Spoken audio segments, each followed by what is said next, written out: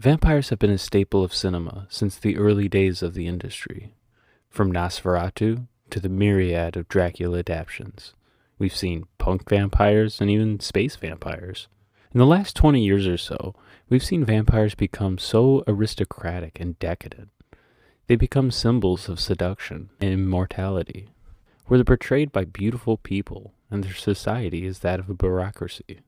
We've even, in some cases, seen them sparkle. Sometimes I doubt your commitment to sparkle motion. It seems that lately, vampires aren't the horror powerhouse they used to be. That is why it's so refreshing to see a film that treats them like the brutal, animalistic, and cold-blooded monsters that they are. And let me tell you, this movie is fucking brutal. 30 Days a Night came out in 2007 and is based on a comic miniseries. One of the masters of horror, Sam Raimi, was interested in directing, but ultimately chose to be an executive producer. The movie starts with an ominous ship and a scraggly Ben Foster as he marches in the Alaskan tundra. 30 Days a Night has one of, if not the best settings, not just for a vampire movie, but for a horror movie in general. An isolated Alaskan town called Barrow, where the residents won't see the sun for a whole month. Josh Hartnett plays the town sheriff Eben, who is double-checking everything before the darkness creeps in and settles.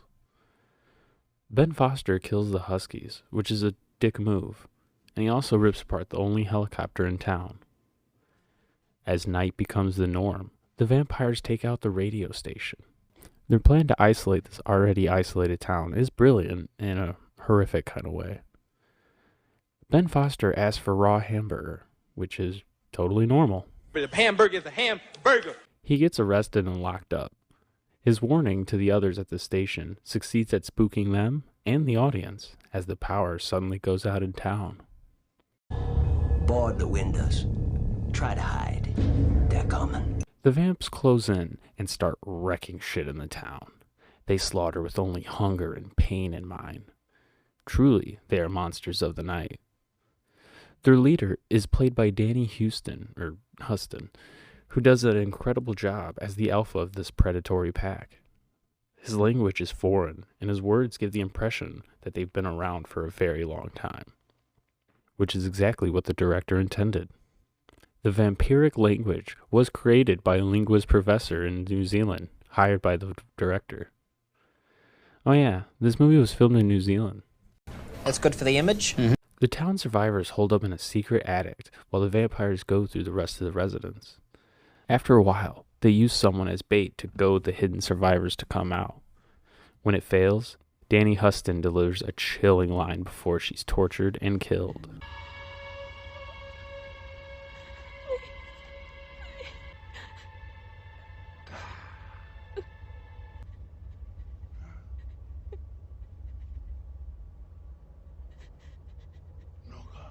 During a blizzard, our survivors move to get supplies and are interrupted by the creepiest little girl since The Ring.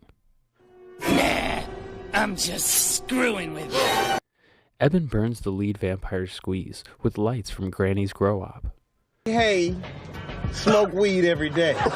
So he chows down on her. You can really feel the love. As they exodus to the power plant, the vamps make their plan known as they flood the town with oil and set it ablaze, because they don't want anyone to know their existence. To save his estranged wife and a little girl, Eben injects himself with vamp blood to fight the Alpha, allowing for their escape. What follows is a pretty badass fight scene, if I do say so myself. Eben kills the Alpha with a brutal punch to the brain. Damn!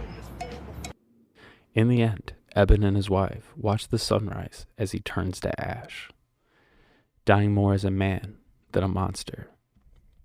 While this movie has horror galore, it surprisingly has some emotional moments that made me feel for these characters.